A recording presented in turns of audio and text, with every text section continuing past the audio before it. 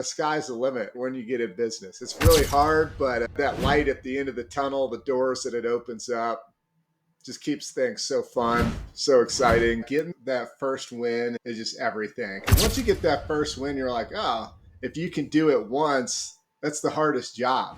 I joined up with an SEO Facebook ads company when I just started. We ran the ads the worst time of the year, and I was like, oh, this isn't going to work. So I quit that relationship. But now we're running Facebook ads again, and we're absolutely cleaning house.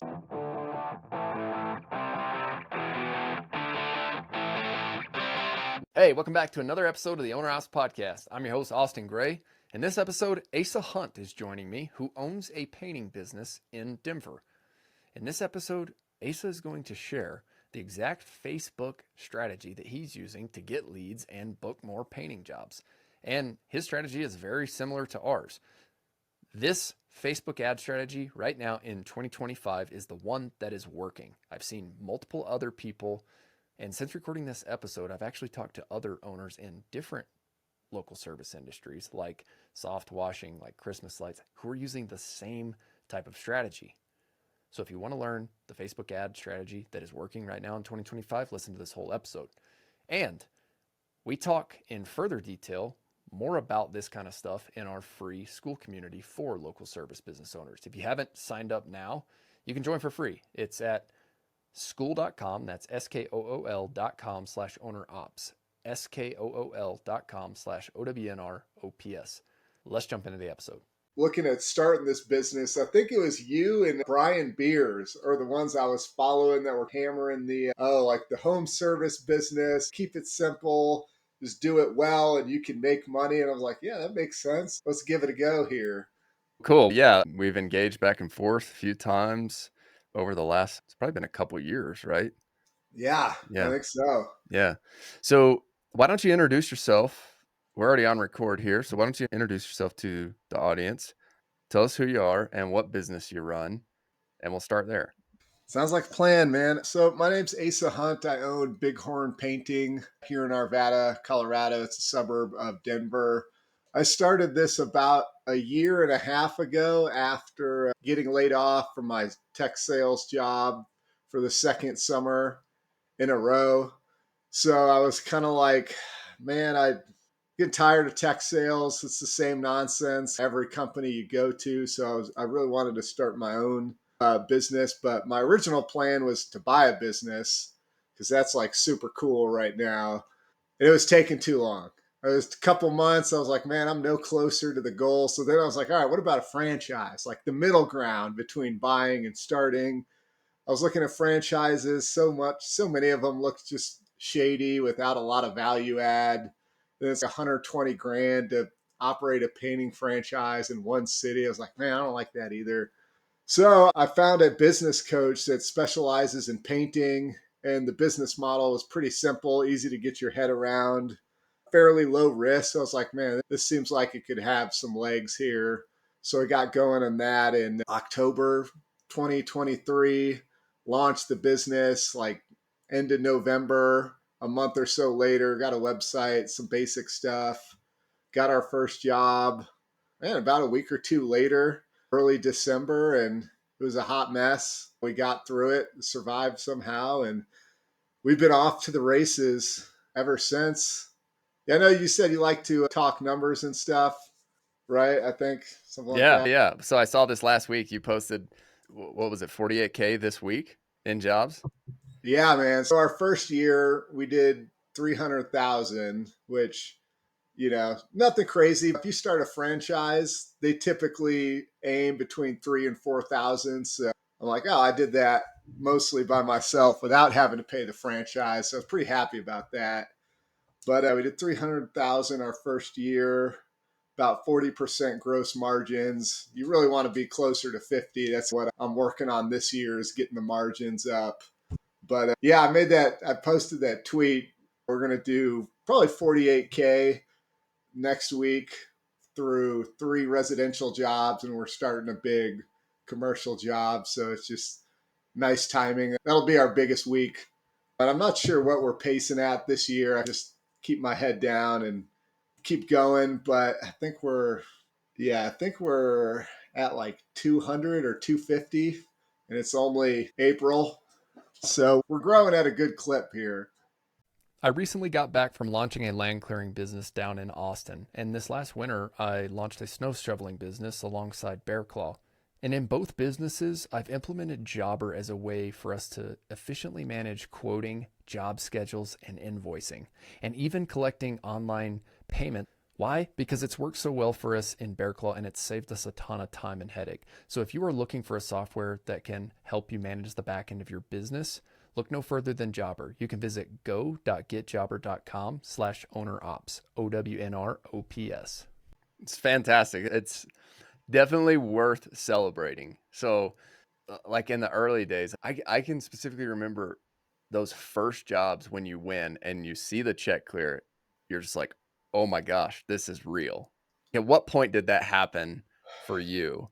Yeah, getting that first win is just everything. Because once you get that first win, you're like, oh, if you can do it once, that's the hardest job. Man, I remember meeting these painters, and I'm like, man, I have no idea if these guys can really paint. I have no idea what I'm about to get into. I've never painted anything. So trying to sell that first job to the homeowner, you don't want to just lie to people and be shady or whatever. So trying to learn about painting enough to where like, all right, I know what goes into it so we can sell these jobs, all that kind of a thing. It was hard.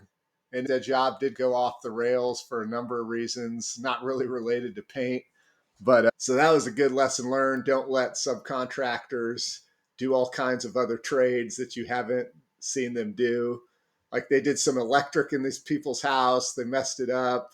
We agreed to paint some people's countertops with this absolutely atrocious kit from Home Depot that put like a rock texture on their counters. It was horrible. It clogged the drain with paint chips, like everything that you don't want to deal with on a first job, and get dragged on for 2 months going back and forth with this lady. It was terrible. Oh man, it sounds like you got the learning lesson out of the way. Yeah, for the most part. Then our next job was a couple weeks later, and that one was like for 15 grand, and that one was smooth, straightforward. I made good money on it. So I was like, all right, man, I'm hooked now. We got to go out there and make this thing happen. Sweet. So, how did you think about going to get those first jobs? You said you hired a business coach, but how did you go find those first ones? So there's two things I think are pretty underrated. I know everybody hates Thumbtack and Angie's List, but Thumbtack worked well for us that first year, man. We maintained probably like a 9x return on the spend there. So for your first year, that was instrumental in getting a handful of first jobs. We probably got, I don't know, like 30 grand from Thumbtack. I spent maybe like 1,800 bucks or something on those leads, and they're super annoying. It works once you get the numbers going, but really the best thing to do is get on those neighborhood Facebook groups. Just try to tune in and see, oh, who's looking for painters? Send them a message, comment in the thread. So just doing that, we probably did another like 30 to 40,000, just me doing that. It doesn't scale super well because you got to be plugged into Facebook all day. But paying for leads like Thumbtack is a great way to start. Obviously, networking. There's a lot of things I would have done different if I started over, but I think those are good ways to get going for sure. This is the second week in a row I've heard people talking about Facebook groups locally. So, listeners, if you're listening and you're wanting to start, I would take note of that because there is some power in that. And I've been paying attention here in our local Facebook group, and people do it. The customers just will post and ask specifically who does XYZ service. And yeah, to your point, if it doesn't scale, but it's one way to get your first jobs. I'm curious though to hear you said you do some things differently. What would you do differently if you were starting today? Oh man. So nowadays, man, I'm big on referral relationships. Like my background's in like business development, and I've really leaned into cold calling, like roofers, property managers, We're going to start calling GCs to get on more commercial bid lists. Because roofers, man, a guy I met in the owner ops group, Connor, here at Best Roof and Solar, like they were huge, giving us referrals our first year. So I spent the last couple months cold calling through roofers, trying to get on their referral and their subcontractor list. So now I've built up a good little size list of roofers. I would start there. Same thing with property managers. We work with another property manager here in town that gave us probably 35% of our leads last year. And so like when you're just getting going and you don't necessarily have the money to dump into ads, like all that stuff's super helpful. And I would have started with Facebook ads, and I joined up with an SEO Facebook ads company when I just started. We ran the ads the worst time of the year, and I was like, oh, this isn't going to work. And so I quit that relationship. But now we're running Facebook ads again, and we're absolutely cleaning house. Are you? Yeah. And I'm like, dude, if you would have kept with this guy, you easily could have done 500, 600 or more last year. You could have doubled because we just started running Facebook ads. I think we're up to 37 grand booked on $900 of ad spend. Yeah, I completely blew me away. So I'm like, all right, double, triple, quadruple down on what's going on here. So $900 in spend and 37K booked in revenue. How many total jobs from that? That is 5 or 6 jobs. And I think we're going to squeeze a little bit more out of that lead list too. I'm thinking we'll get one more and land in the low 40s. So we're going in hard on Facebook ads for sure. Are you open to sharing what you're running, like the type of ad you're running, and then also like lead numbers that you're getting? And I'll tell you why I'm asking this. I went and spent a week in Austin helping this guy launch a land clearing business down there. And he Nice. owns a internet marketing business. They do about 90 million bucks a year, and it's all in paid acquisition. And so I got to spend a week with him every morning at his office. And I was asking him, I'm like, what's the most important thing that you spend your time on? Because of course if you've listened to the podcast, you guys know that like I'm always trying to get better, right? And I want anybody who listens to this podcast to take the learning lessons as well. And so the big thing that he said, we got to 25 million off of organic. They were in the early days with Instagram. But then he said, when you build off organic, you have complete platform risk. So he said, our account got shut down overnight. We lost our business. I had to go figure out paid ads. And he said, once we did that, then we scaled. Excuse me. So if I can encourage you on anything, it's go figure out your paid ads funnel. Because if you've built the baseline of the business, now it's your job as the owner to go scale. So since I got back, I've been just like diving into every single one of our leads, attributing it to where exactly it came from, tagging all of our jobs in Jobber for the specific service so that we can remarket to them. And I'll tell you guys the video that was really that outlined it very well. Hormozy has a video and it's titled LTV to CAC. So it's basically like your lifetime value versus your cost to acquire the customer. Mm-hmm. And so I'll post that video here in the link, a link to that, because that video, I watched it probably like 3 nights in a row before I went to bed. And I was like, we have to know these numbers. Tying that in with Sam, who runs a $25 million roofing business, and he's doubled every year since. And when I asked him in that interview, what is the most important thing he does with his time? I track my metrics daily on my paid ad spend. So I'm like, okay, here, if Sam is saying this and he runs a $25 million roofing business, and if the guy I'm working with in Austin says this and he runs a $90 million business, I should probably pay attention to this. So that's why I'm asking these questions, because I think this type of information is going to be super applicable to anybody listening to this, especially who wants to start a painting business in any other market.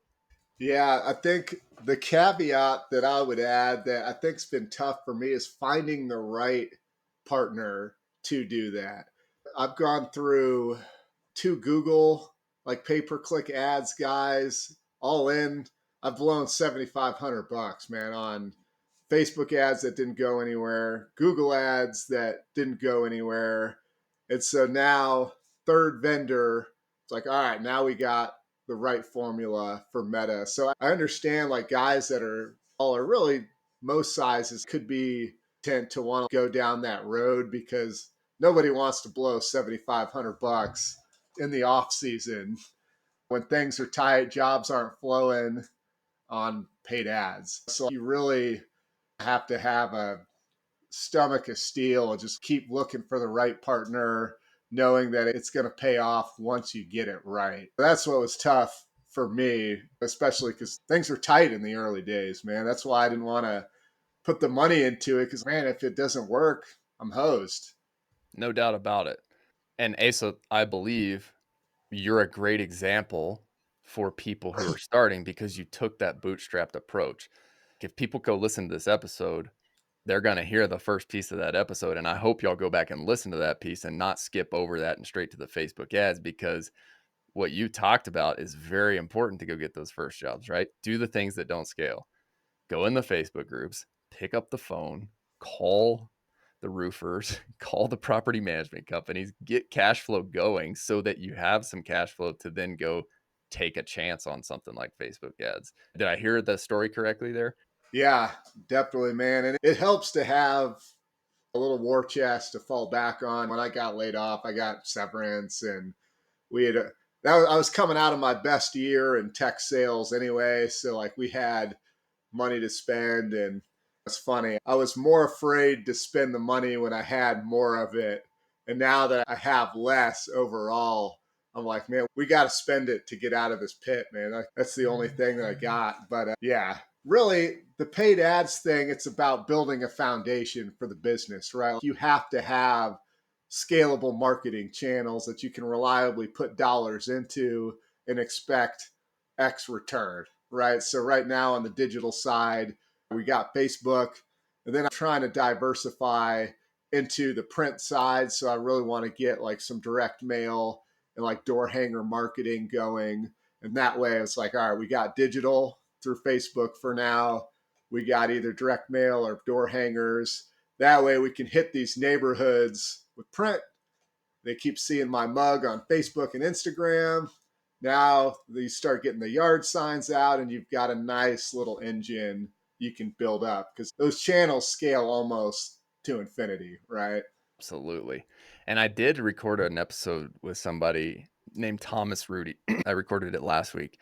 He's one of the co-founders of a tool called Data Shopper. I haven't used it yet, so take it with a grain of salt. But apparently what they're building is a way for you to send targeted direct mail or postcards, things like that, to your website visitors. So if you're running Facebook ads to a landing page, you can capture that traffic and then say, okay, let's go grab that traffic and then send the retargeting direct mail to them. That's the way I understand it, I believe. And I haven't allocated time to look into it for my business, but that would be interesting. Why don't we jump into the Facebook ads? If you're open to share just like high level, what ad you're running, which one's working well, how many leads you've got, and then how many book jobs you've got from that. Yeah, for sure. One quick thing before I forget on the Facebook groups. I think the up and coming thing, I think, is really going to be a game changer. There's a couple agencies out there that all they do is Facebook group marketing.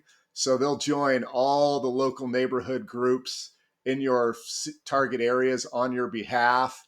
Every other week, they'll put content, they'll post about your business and try to do it in a non-salesy way. And they've been telling me like 15, 25 leads a month just doing those organic posts in Facebook. So I really want to lean into that and like maybe have a social media manager and a VA that kind of distributes content to those groups, because I think you can really build an organic brand and start to dominate neighborhoods through that.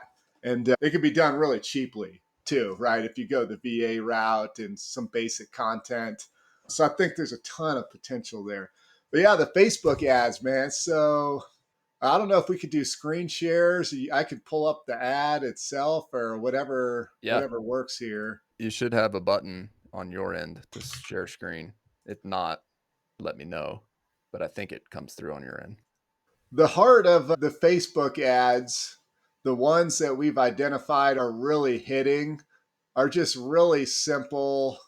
like me in front of the camera. Hey, Arvada, Asa Hunt here with Bighorn Painting. I'm located over here on 72nd and Ward, your local neighborhood painter.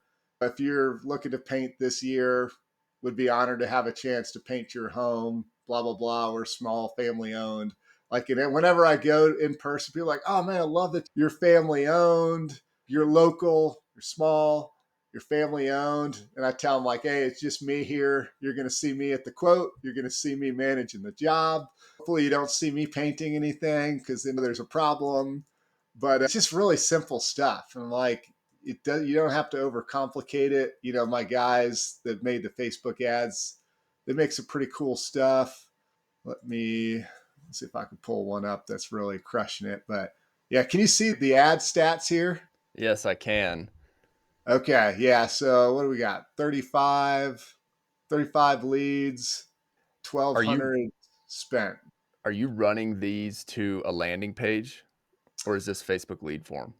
Lead form, Facebook lead form. Yep. Okay. Yep. And then the one that's just absolutely crushing it here, $21 a lead. And man, like when we first ran Facebook, the leads were garbage. Like late people with burned down kitchens wanted me to come paint their burnt charred cabinets, just all kinds of nonsense. But it has been like these are quality leads. Ta-da! Here we go. So why don't you just click play on that? And then since you have the captions on, based right here in your community, I would love to hear from you. It's my goal to become Golden's go-to painter this year by providing an exceptionally smooth and personalized painting experience and doing top quality work. If you've been thinking about painting, click the link below and I will reach out to you directly to set up a quote. We'd love to hear from you soon. I love that. I love it so much. You know how many Dude, people like, dude, it's crazy. it's what works. And I don't know if you like, did you have any, was that natural for you or was it hard for you to get on camera? It's pretty natural because I've been selling crap over Zoom and like doing video prospecting for a long time. But man, that's just some dork in his car talking to his phone. I didn't realize, but that one doesn't even have any freaking painting footage, man. I thought this is the one I thought was going to crush it. Me talking. So let's talk about this Yeah, like, because I've got an ad running in Austin right now where I don't have any land clearing footage and it's just me talking as well. And that's the one that's crushing. So why do you think, just from a psychology perspective, why do you think the one without any painting footage is performing almost 10x or 9x better? it's just killing it. Man, I think there's a couple reasons. Part of it, I think, whenever you're working with contractors and people, like it really helps to know whoever you're dealing with is looks and sounds legit. They pass the vibe check, for lack of a better term. They seem friendly. They seem nice. And I think that's what I try to do on camera. And when I'm with people, I'm just like, hey, man, I'm just a normal guy. I care about doing good work. We care about integrity here. I'm friendly. I'm not going to screw you over.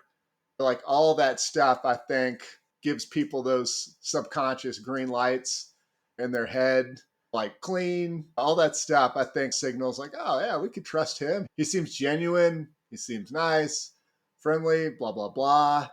And I think that really makes people more comfortable reaching out. Because even if you're painting a house, it looks amazing, you're still like, oh, like, how's it going to be working with these people? What are they? Am I going to be like, because dude, painters, I don't want to go off too much of a tangent, but dude, painters can be some shady cats, man. My worst story from last year, like, I had a painter try to fight me in a customer's yard. Oh Like, no. not get into an argument. Like, we had to do some evasive maneuvers or else we were going to scrap in their front yard. Like people in the trades, like that could be people's impressions. Man, we know who's going to show up at our house. So going back to the ad, just so that you're normal, hopefully cool, friendly dude, it goes a long way. Absolutely. Now, I'm curious. I've got a question on Facebook ads. Has your media buyer told you when they plan to cut that ad, or is there a reason they're keeping the one on that got 2 leads instead of allocating spend all to the one that has 17? I'm just curious to hear if they've given you feedback on that. Yeah, we met last week. And so, man, we've only been running these ads for 30 days. So, like that, like we still are trying to collect more data. Obviously, the signs are overwhelmingly pointing towards those selfie style videos, but 30 months into a campaign, that's still pretty early. So, we're still trying to test different things and really make sure we've got the winner. Because that same ads, it's not doing that great in Westminster for whatever. It's doing than the other ones. For some reason, Westminster just they're tired of my mug already. Do And you it's, think that has to do with demographic? I don't know, man. It's tough to say because Westminster Golden's not that far away, but even in Arvada, like same thing, 9 leads, like just me in my freaking car.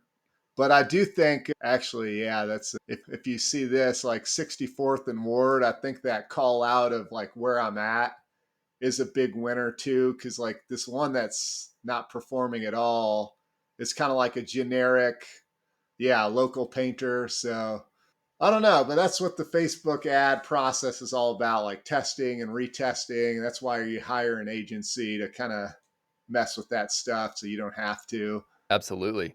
I am always interested in which ones perform the best and then dissecting why. Because I think that's our job as owners, because ultimately we have to direct the decision unless the media buyer is coming to us with, hey, this is absolutely the one that we should scale.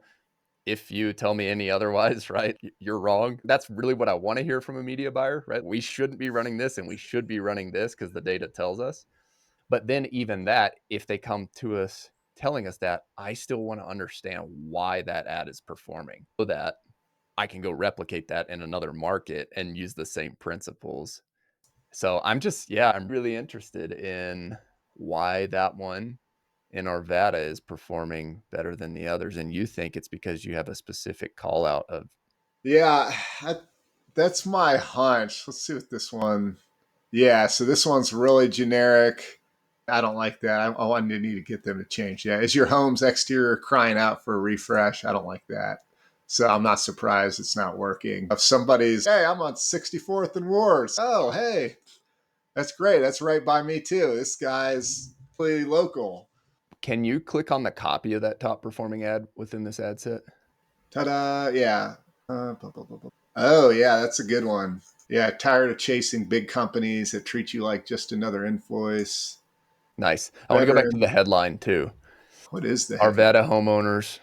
Arvada homeowners. I'm Asa Hunt from Bighorn Painting right here on 64th and Ward.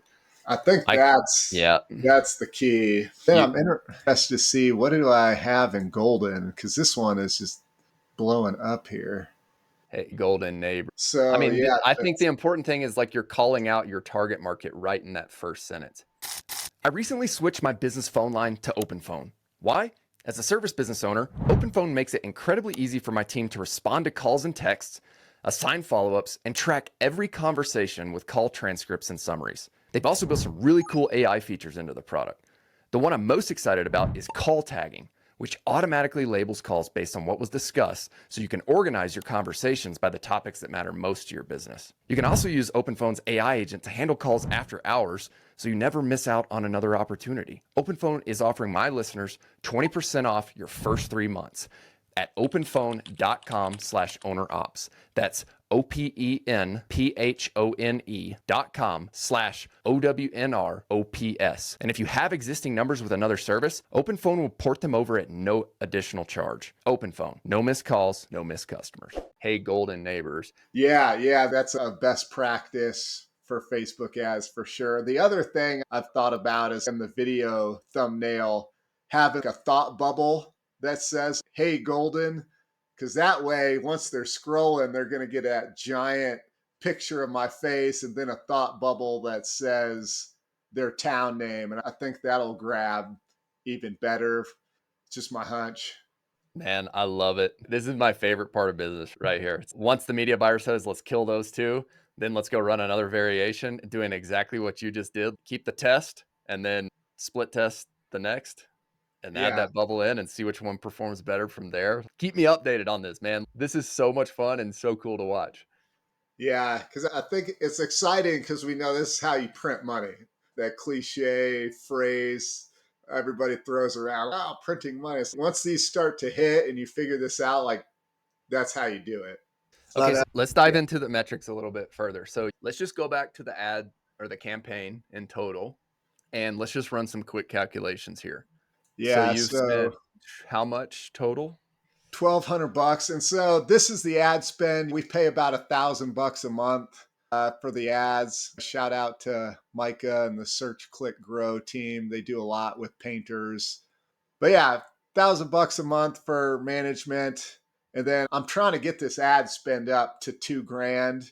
Actually, that's what I'm going to be doing this weekend. I'm going to go shoot more videos because we want to expand into a couple other neighborhoods and obviously get this ad spend up to 2 grand, 3 grand, and see.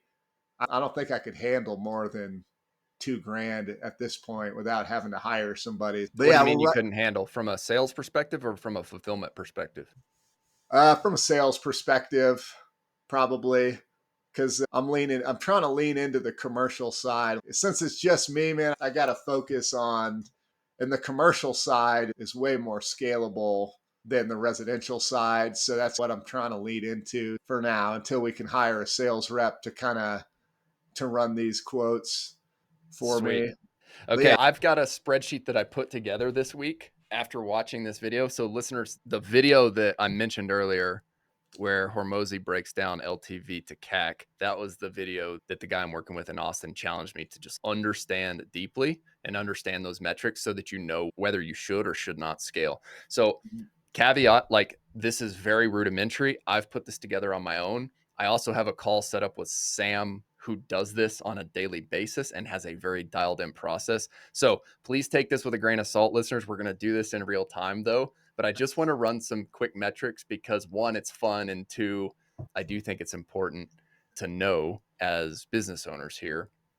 oh, I will reiterate here, take this with a grain of salt before we verify the absolute final numbers with Sam. So I guess just listen to the exercise here and the thought process. Can you tell me total Facebook ad spend? Just total. I say $1,200. 1200. Okay. And then how many total leads generated? I think it was 31, 31. 30. Yeah, 30, say 31, 35, 30, 35. 35 leads generated. Okay. So your average cost per lead is $34.29. Yep. Right. How many jobs total do you have the data to support? What CRM are you using? I use Paint Scout and High Level. Okay. Do you have the data to support who has either paid a deposit or booked a job? Yeah, we're up to six people. So 6 customers acquired. Yep. And then how much total booked revenue? 38. Oh, actually, it's 40 now since For yesterday. 40,000. Yep. Okay. And you bid these at 40% gross margin, correct? I shoot for 50. Okay. So times 0.5 and then total gross profit. I think I had these calculations correct. Once again, listeners, like, please just verify this as you go through. Like, I'm serious. Like, Hormozy outlines the process for doing this in that video. So verify these numbers. But what you told me is that you spent $1,200 on Facebook ads and you generated 35 leads, correct? Yep. So that means your cost per lead is $34.29. Out of that $1,200 Facebook ad spend, you acquired 6 customers for a total revenue amount of $40,000. So your cost to acquire that customer, if this is correct, is $200 to acquire a customer. Does that include? I probably should throw in management fees in there We, sh- too. we, sh- So we it's, should as well. yeah, so it's really probably like $2,200 Okay. spent. $2,200 spent. So your cost to acquire the customer is $366.67. Yeah, that sounds about right for painting. trying to, because I haven't thought about this too much. It's something I know I should, but man, there's so much stuff I should be doing that I'm like, man, I just don't have time to. Yeah. And these are the beginning stages, and I'm right here with you. And that was the one thing, like when I started this podcast, like I'm not claiming to be an expert. I'm claiming to do this journey with the listeners. So I'm right in the middle of doing this in my business. I'm actively learning. What I'll do is I will just send a screenshot to Sam after this, and I'll just say, hey, at a real quick high level, could you just verify that we're calculating these numbers correctly? And he'll be able to tell us really quickly, yes or no. And if for whatever reason I'm off on these calculations, I will come back in and add an edit into the episode and just be like, hey, here's what Sam said. Here's what we should change with this. That way listeners know that they're getting the absolute best. And then I'll send it to you as well. But basically what this is showing is that you booked $40,000 in revenue off of $2,200 in marketing. You booked 6 customers. You generated 35 leads. Your cost per lead was $62.86. Your cost to acquire the customer was $366. And your average revenue per customer, which is basically taking 40,000 divided by the number of customers you acquired, would be $6,667. Since you bid at 50% gross margin, your average gross profit is $3,333, meaning you are putting in $366 into that machine and you are getting $3,333 back out. If you don't ever sell that customer any more services and you keep your lifetime value at that $3,333 amount, the lifetime value to CAC ratio that Hormozy talks about in that video is 9.09 to 1. Now, once again, I'm going to verify these numbers, but all the research that I've done says that if you're above a 3 to 1, you're good. If you're 4 to 1, you're doing better. If you're 5 to 1, rock and roll. That's what they're saying. And I want to, like I said, verify this with Sam because he does it inside and out. But this is sweet. Yeah, and that's why it's so important, all these numbers, man, because there's all kinds of guys on Facebook that are like, oh man, we'll get you a 5X on your ad spend. And if I got 5X on this ad spend, like that math wouldn't really work. It's not as scalable because if you got 50% gross margin, you book a $10,000 job and what? 1 in 5. So what? You spend $2,000 to book a $10,000 job. And that $2,000 just ate up like 40% of your gross profits. Like that works, but barely. Like what happens when you have to hire somebody, you got overhead and all that. 5X just doesn't really cut it. This is fun. And I will just say on air, hats off to you because you're getting in front of the camera. At least for me, getting in front of the camera was hard. Until I started doing the podcast, I got a little more comfortable.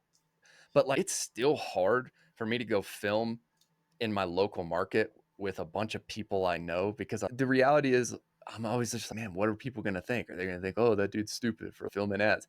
And at the end of the day, at least that's a real thing, a real struggle that I deal with. And I was just talking to myself last night and this morning. I'm like, I need to go film some new ads and just get over the fact, just get over it. Who cares? Like you're in business. The goal is to grow the business. Just get over it.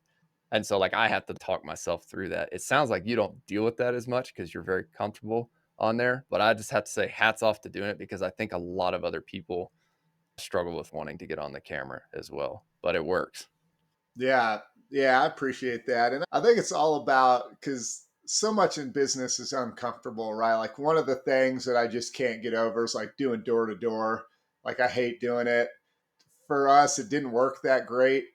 So that's one of those things like, man, if I'm going to really push myself outside of my comfort zone, like I want to make sure it's something that's going to really move the needle, like these ads. I like doing donut drop offs for like roofers and stuff like that. That's another thing that I've had fun with, just getting out there. So that's really half the battle for me right now is, man, there's a million different routes that I could be going down. I'm executing and I'm trying to figure out like how do we keep growing? Because like we're still young. Like I still got to tighten up the unit economics of our jobs and what I pay my subs. blah, blah, blah, while also trying to figure out like, man, how can we keep going and land in these commercial jobs? There's just so much. I want to acquire another painting company later this year. So yeah, that's what's fun, man. The sky's the limit when you get in business. It's really hard, but that light at the end of the tunnel, the doors that it opens up, just keeps things so fun, so exciting versus the W-2s. Dude, this is it.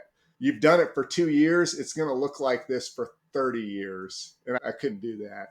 It's so cool to watch, man. Hats off to you. If I can offer encouragement, just keep doing more of what you're doing. Whatever you're doing is working. And I know that you said in the beginning of the year, you're like, oh, 300 isn't crazy, but it's worth celebrating, right? Like the people who are listening to this, and this is the premise of what I want the podcast to be. I want our listeners to be able to come to a podcast where they can learn about the 0 to 1 million phase, because there's all these podcasts, my first millions, like all these people talking about, oh, I scaled a business to $100 million. It doesn't really relate to us who are starting a business from scratch, right? And so I say hats off to you, because I remember when you reached out a couple of years ago and you were asking some of the questions, and then here you are, like you're gonna do, I don't know, what's your goal for this year? What do you think you'll do? The goal is over 7, so double and then some. So that's kind of what I'm trying to hit. Would love to crack 1 million, but it'll take some serious hustle to do that. So I don't know if that's in the cards, but I love it. I love watching this. I am excited for your growth, and this is super cool that you've got Facebook ads dialed in. It's very interesting to me, though, that Westminster's not cranking and Golden's cranking. Like the only thing I can think is, are there more affluent people in Golden and they're willing to pay for a higher tier service? Is that resonating? What service areas can you do? All of Denver Metro? Can you do Boulder? yeah, that's a really important thing to consider. The reason I'm trying to keep it so tight is just for my own sanity. Like, I can't be driving 45 minutes out to Aurora to do a quote because there are a lot of tire kickers on Facebook. So just trying to balance everything as like just a sole proprietor. You can't boil the ocean. Like, that's why I'm trying to squeeze what I can, because it's so nice. Oh, got a quote. Where is it? Oh, it's 5 minutes. Oh, wait, we could do 5 of these a day without breaking a sweat. So really trying to maximize my time as a business owner, because dude, the commercial bid volume that I get, it's crazy, man. Like, we probably get invited to 15 commercial bids like a month. And it's like all those are 20, 30, 40, $50,000 jobs. If I drive out to Aurora, go bid a $2,500 job, I could have sat here in my basement and put in 3 bids for a $40,000 commercial job. So I'm intentionally trying to like keep it tight so I can go whale hunt. And then I have another guy doing some cold calling and trying to get me on the bid list for GCs for more commercial work, get in with those roofers as subcontractor, build that referral base. Yeah, that's where I'm at. That's so awesome. You're doing it all, and it's cool to watch. Yeah, doing a little bit of everything, because like really, yeah, I'm just trying to put pieces in place, man. I'm trying to build a foundation of this pyramid. So we want to build a digital foundation with Facebook, and a print foundation, like referral relationship, like a system, which I do that pretty well, like a base of commercial. That way next year we've got these little pieces in place, and like, all right, now we can hire somebody to run the commercial side, and now we're off to the races. Actually, one more question on Facebook ads, and you don't have to share your screen, but what does the form look like whenever they click, and what data are you capturing for your Yeah, CRM? so it's pretty basic. I believe it's a one pager: name, phone, email, zip code. So we don't go for the address right away. Maybe people don't want to do that much work or aren't comfortable just putting their address into something in Facebook, even though I'm sure Facebook already has it somehow. So that's a bit of an operational annoyance, because then when I talk to them, I got to refill in their address into the CRM, and yada. So I don't love that. The ads are working so well. I'm like, all right, don't touch it. Don't jinx it. Don't blow it up. Don't change it. Whatever we're doing, don't change it. Absolutely. I did interview the founder of OpenPhone yesterday on the podcast. Oh, nice. They've got basically now, like you can, if you use that for your business line, and I'm going to switch over here because of this reason exactly, they can summarize the call and automatically update your CRM if you ask them the address over the phone. Ooh, that's new. That's Yeah. new. Yeah. It's going to be a game changer. So, to your point, it's like on that landing page. And for listeners, if you don't have any experience in digital marketing, like it's all about reducing friction on those lead forms. And you're doing a great job of that as well. So Asa's point here is that if he added in the address on that form, he might have less people fill that out because it's one more friction point and it's one more piece of personal privacy that people have to give up in that first interaction.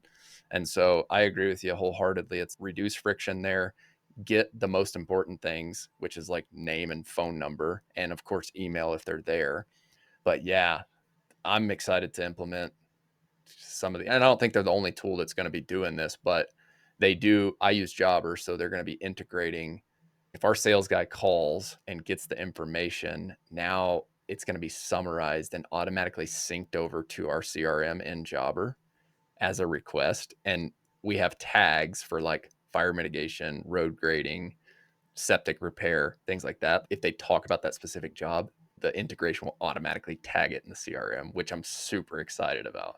Yeah, man, that's nice. I started on open phone, then I got over to high level just because there's just so much within high level. I'm guessing they'll put that feature in down the road because they've already got AI agents and stuff like that, which that's a whole nother thing I haven't got to mess with yet. But there's some sick platforms out there building AI agents for home service businesses. And it does just that. Like it'll parse, the AI agent will talk to them and get their name, book an appointment on your calendar, fill out the CRM, do all that stuff on its own. That's like the next wave of AI for home service, I think. And it's pretty cool, but I'm also hesitant to, because that's such an important touch point in the sales process. It's very tempting. Oh, yeah, just have a call agent. But man, that first touch, like, it sets the stage for everything. And I would be interested to see if that impacts win rates, just having an AI agent do some of that stuff. But we'll figure that out later.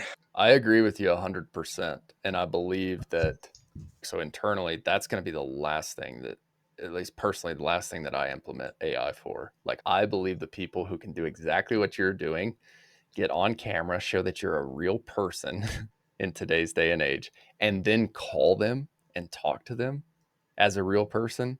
Like, I just don't see any scenario where AI beats that out anytime soon. Do you? I don't think so, man, because especially when the trades, like picking up the phone is half the battle. Because like I cold call a lot of roofers, and a lot of the times I don't get through, man. And like you lose those people. And so just being able to dial a painting company, two rings. Hello, Asa Hunt here, Bighorn Painting. How can I help you? It's like, that means something. It's important. I agree 100%. Now, what I am very interested in is leveraging AI to do things that we as humans would have had to do on the back end. So, Oh, yeah. like when you said, hey, it's a pain to go get the customer's address over the phone and then I have to go update the CRM. Those are the things where it triggers in my mind. If there's a way to automate that, let's do it 1,000 times. But to your point, like I'm with you. I'm not replacing the human level of touch because I don't think that is going away anytime soon. If anything, the people who commit to doing human level, I'm making a bet that those are the businesses that are going to beat out the ones that try to do the whole AI answering service. People are just think about it. I don't know about you, but when I call Verizon or Chase and it's, oh, tell us what you, I'm just like, just get me to a freaking person, please. Throw me Like off I the just yell bridge. at the phone. I'm like, just send me to a person. That's all I want. Yeah. And kind of along those same lines of just the personal touch and getting on camera. The other thing I think is underrated that's kind of part of my secret sauce is like email drip campaigns during the estimate and purchasing process. Like I'm trying to build out right now, like a sequence of emails where they get one every other day. And it's just me. It's like an article, but it's also me talking through, hey, this is what you can expect from an estimate. This is what this looks like, blah, blah, blah, blah. Okay, now next email, hey, if you're exterior painting, this is what it looks, this is what the process looks like. And I'm talking and I'm like, we got a video of a guy power washing the house, video of somebody caulking the house, video of spraying.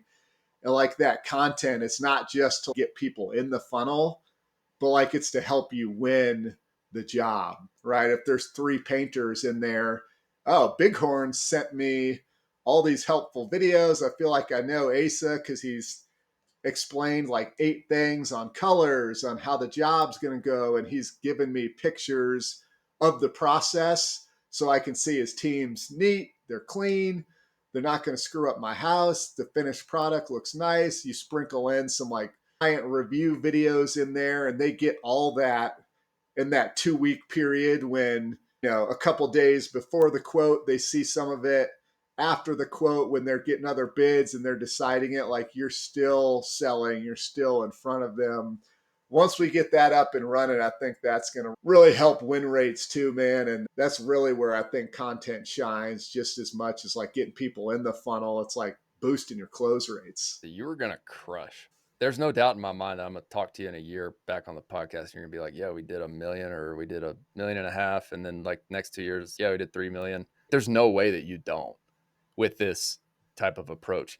Do you have that built out in Go High Level, that campaign? So I've got the skeleton built out. I've got about 5 or 6 emails written so far. I just need to sit down and finish it up and have some videos put together. So I keep kicking the can down the road. I just need to do it, but I hate sitting down and like writing emails and talking into the camera. It takes work, right? Like it's Yeah. absolute work. Striker Digital specializes in SEO services specifically for local service businesses. Bodie and Andy, the 2 co-founders, have helped me get Bear Claw Land Services to the #1 search result on Google inside my state for my specific search term. If you want to learn more, visit strikerdigital.com. That's STRYKER-digital.com. Anything else you want to share with listeners before we wrap the actual podcast episode up? Yeah, man, for anybody out there that's thinking of going out on their own, starting a business, I'm always happy to help. I've had tons of coffee chats around Denver with folks. Always happy to be a resource and an encouragement. It's worth it. It's very hard. So is sitting in a job that you don't like for the next 25 years. So if you're going to do something hard, you might as well build something that has infinitely more potential and potential life satisfaction for yourself and your family. So go get it. I love it. I love it. So thanks so much for being on. Once again, Asa Hunt with Bighorn Painting. Where can people find you online? Bighornpainting.com. Check us out if you're in the Denver metro, if you need some painting done too, of course. And then how about you? You're on next, right? Oh, yeah. Yep. What am I? One Asa Hunt.